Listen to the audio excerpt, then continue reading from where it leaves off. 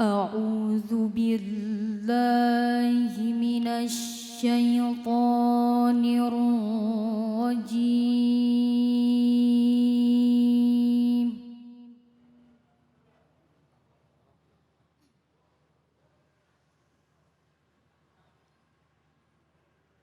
بسم الله الرحمن الرحيم.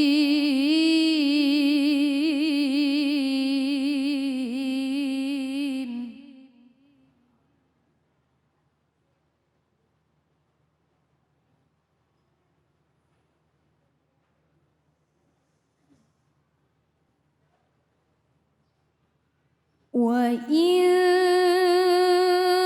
كان ذو عسرة فنظرة إلى ميسرة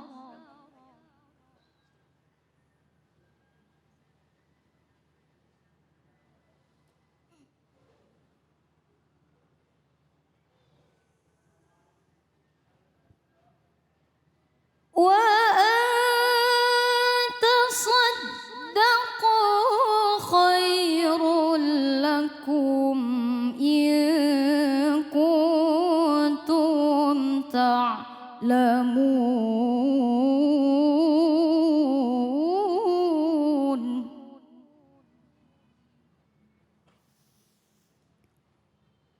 وأن تصدقوا خيرا لكم إن كنتم تعلمون.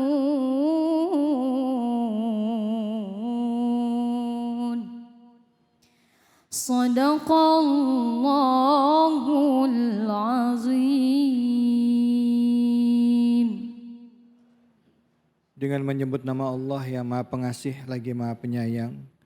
Dan jika orang yang berhutang itu dalam kesulitan, maka berilah tenggang waktu sampai dia memperoleh kelapangan.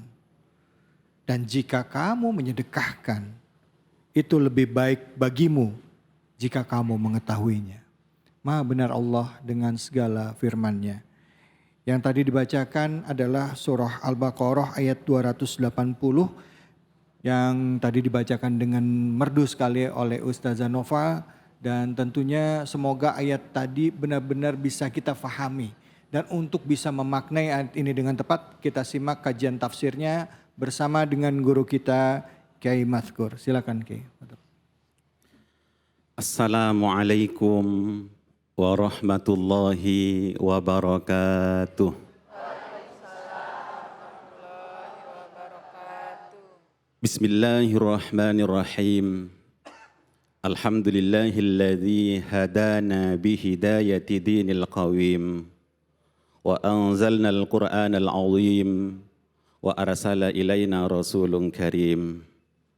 Allahumma salli wa sallim wa barik ala sayyidina Muhammad wa ala alihi wa ashabihi wa man tabi'ahum bi ihsanin ila yaumiddin.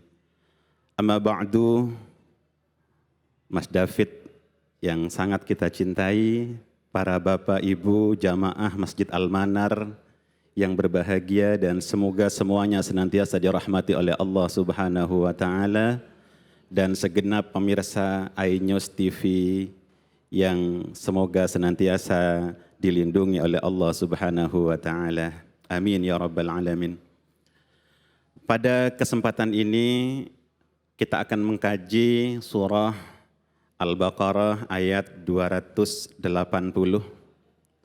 Saya akan membacakan tafsir dari Abul Fida Ibnu Katsir, yakni di kitab tafsir Ibnu Katsir, ketika beliau mengomentari atau menafsirkan wa in kana dzu usratin fanadhiratun ila maisarah wa an tasaddaqu khairul lakum in kuntum ta'lamun. Beliau menafsirkan ya'muru ta'ala bis-sabri 'alal mu'siril ladzi la yajidu wafa'an.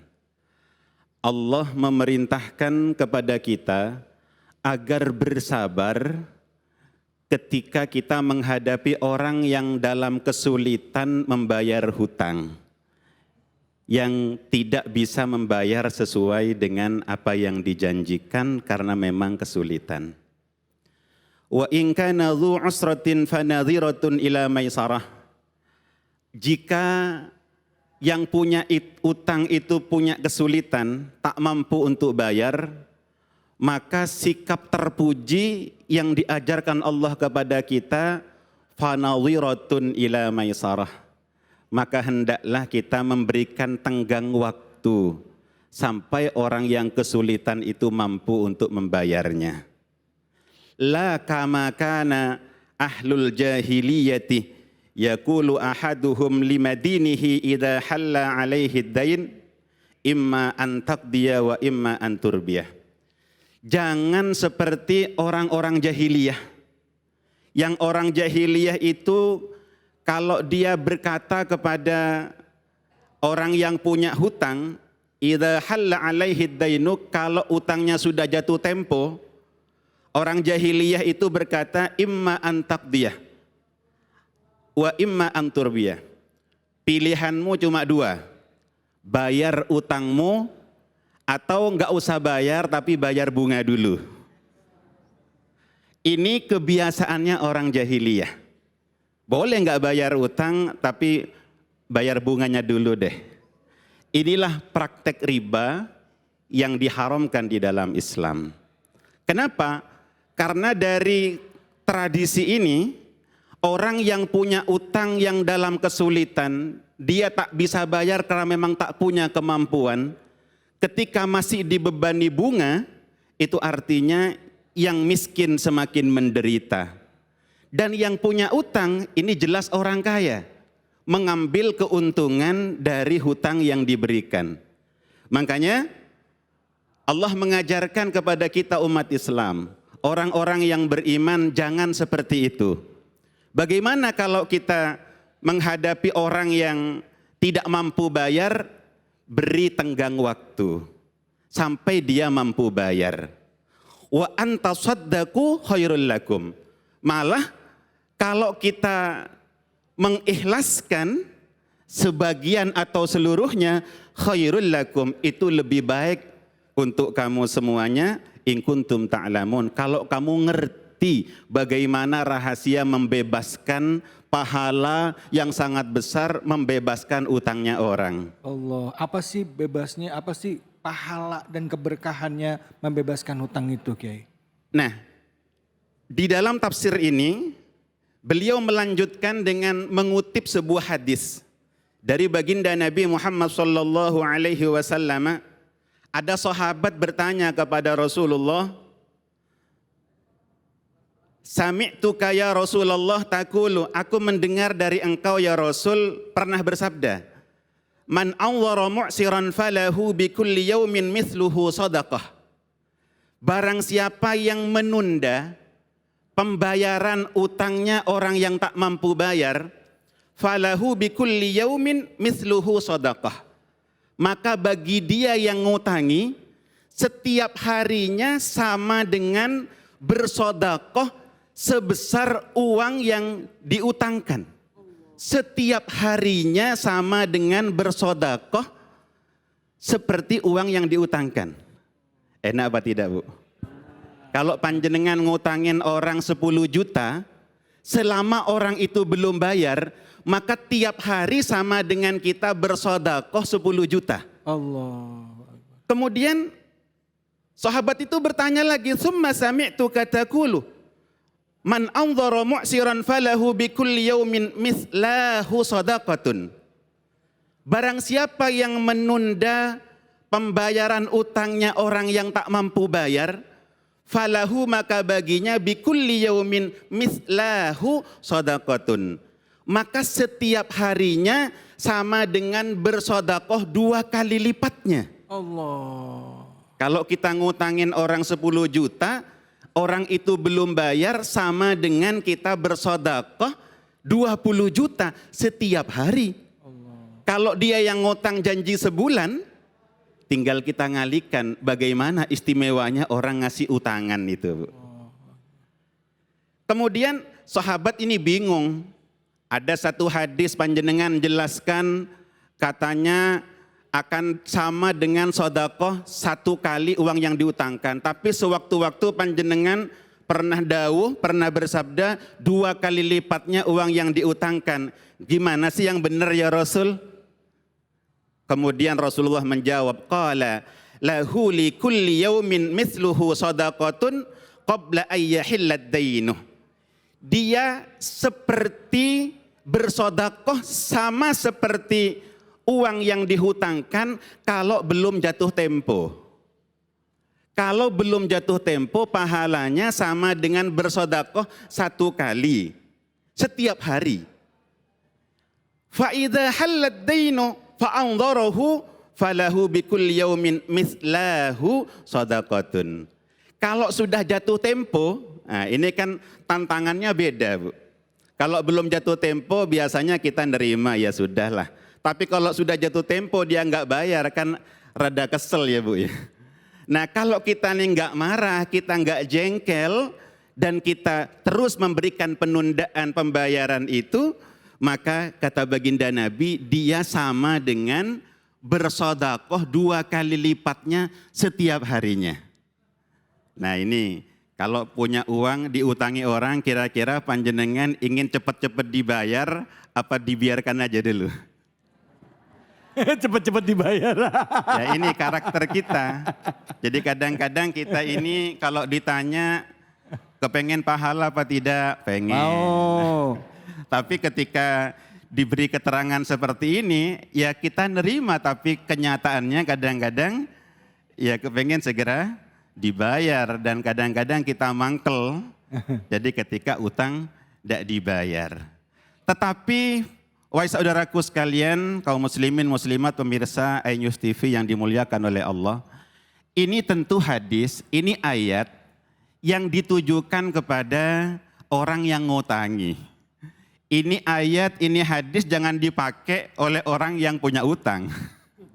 Ini bisa nggak bayar ini. Apa nggak baca surah Al-Baqarah 280? Apa nggak dengar Nabi bersabda kalau ditunda-tunda pahalanya banyak ya? Ini tentu salah tempat. Jadi kita memang kalau memberikan utangan ini dasarnya adalah ta'awun. Dasarnya adalah untuk menolong. Dasarnya adalah kasihan. Karena ada saudara yang mengalami kesulitan, maka kita sebagai seorang mukmin, kita sebagai seorang muslim ketika ada saudara sakit, maka kita pun juga ikut merasakan penderitaannya. Tetapi bagi orang yang ngutang, ini juga ada etikanya. Jadi bagaimana etikanya orang yang punya utang? Jelas bahwa yang pertama, ketika dia ngutang, dia harus punya komitmen untuk membayar sekuat tenaga.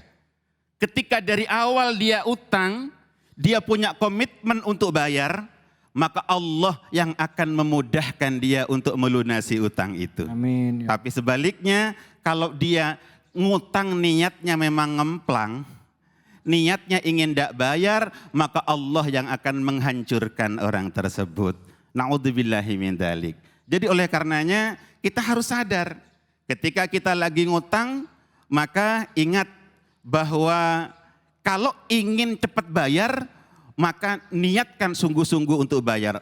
Allah yang akan mempermudahnya. Dan ingat Bapak Ibu yang dimuliakan oleh Allah, salah satu pembuka rizki itu ketika kita bersegera bayar utang. Ketika utangnya ditunda-tunda, selain kata baginda Nabi, orang yang suka menunda-nunda utang itu termasuk kezaliman, juga orang yang suka menunda-nunda utang padahal ada yang mau dibuat bayar, maka itu akan menutup jalan rizkinya sendiri. Dan kita pun juga ketika berhutang, maka kita juga harus merenungkan bagaimana resikonya orang yang punya hutang itu. Kata baginda Nabi, andaikan ada orang yang mati syahid, kemudian dihidupkan kembali, mati syahid lagi, hidup lagi, mati syahid lagi, tapi dia masih punya utang, maka dia tidak akan masuk surga. Na'udzubillahi min dzalik. Jadi ini ngerinya kita kalau punya utang. Utang memang boleh di dalam Islam, tetapi harus ada kesungguhan, niat yang sungguh-sungguh untuk membayar. Bukankah kita sering mendengar pernah Rasulullah datang untuk menyolatkan salah seorang sahabat, kemudian Rasulullah bertanya, apakah orang ini punya utang? Ya. Apakah ada harta yang bisa dibuat bayar? Enggak ada. Kata Rasulullah, silahkan kalian menyolati, saya tidak usah. Kemudian ada sahabat, saya yang melunasi utangnya ya Rasul. Kemudian Rasulullah mau menyolatinya. Begitu ngeri orang yang melalaikan untuk membayar hutang. Ya, baik, alhamdulillah. Terima kasih banyak Ustadz. Jadi dua-duanya, yang ngutang punya kewajiban bayar, yang memberi hutang kalau ngelihat orang itu susah dan mensedekahkan dapat pahalanya. Ditunda aja dapat pahala. Ntar dulu deh, lihat dia masih sulit. Ntar aja masih sulit. Ya, tapi jangan tadi kata Ustadz, jangan pas ditagih nggak baca surat Al-Baqarah ayat 280 ya. Nggak jadi bayar deh Ustadz. Silakan yang mau nanya siapa? Ya Ibu. Bismillahirrahmanirrahim. Assalamualaikum warahmatullahi wabarakatuh. Nama saya Sriatun dari Majelis Taklim Al-Ihsan Kenanga, Taman Duta, Cisalak, Depok. Saya mau tanya Ustadz, apakah hutang itu dapat menghapus pahala kita Ustadz? Mohon pencerahannya. Wassalamualaikum warahmatullahi wabarakatuh. Waalaikumsalam warahmatullahi wabarakatuh. Bagus sekali pertanyaannya Bu. Rasulullah sallallahu alaihi wasallam bersabda, "Maniddana dainan wa huwa yanwi ayyu addiyahu addallahu anhu yaumal qiyamah." Barang siapa yang berhutang tapi dia berniat untuk bayar, lalu sampai mati dia tak punya kemampuan untuk bayar, memang benar-benar tak mampu, maka besok Allah yang akan bayar itu di hari kiamat.